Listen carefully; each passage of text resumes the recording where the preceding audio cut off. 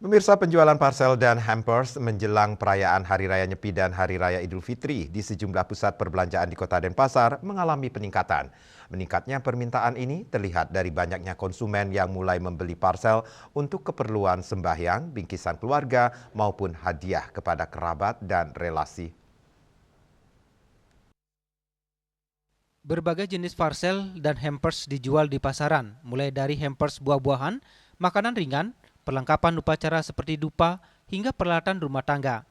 Variasi isi parcel yang beragam membuat masyarakat lebih leluasa memilih sesuai kebutuhan dan kemampuan.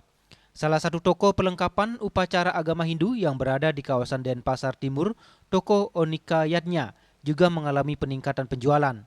Toko ini menyediakan berbagai pilihan hampers dan parcel berisi dupa serta perlengkapan upacara lainnya yang banyak dicari menjelang Hari Raya Nyepi. Pemilik toko Onika Yadnya, Iketut Ariguna Dharmasada mengatakan parcel dijual mulai dari harga Rp50.000 tergantung isi dan permintaan konsumen. Selain itu, konsumen juga dapat memesan parcel sesuai dengan keinginan, baik dari segi isi maupun harga, sehingga dapat disesuaikan dengan kebutuhan masing-masing. Untuk parcel nyepinya itu kencang sekali, Bu. Ya ada lah, karena kan temanya nyepi ya, jadi parcel, karena kebetulan juga jual dupa ya, parcel dupa paling dikombinasikan dengan toples atau tempat dupanya, atau ya pernak-pernik yang lain lah, kayak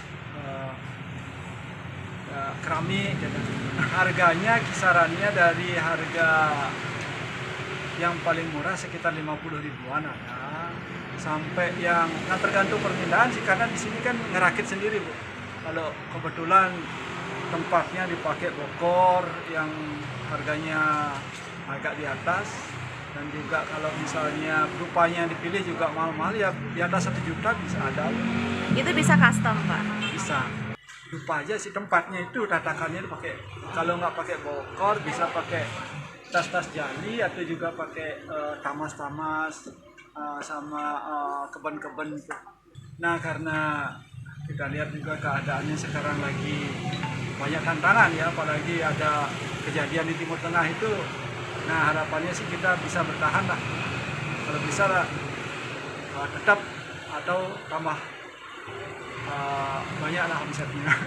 Kedepannya ia berharap penjualan parcel dan hampers terus meningkat menjelang Hari Raya, sehingga dapat membantu meningkatkan pendapatan pelaku usaha sekaligus memudahkan masyarakat dalam menyiapkan kebutuhan di Hari Raya.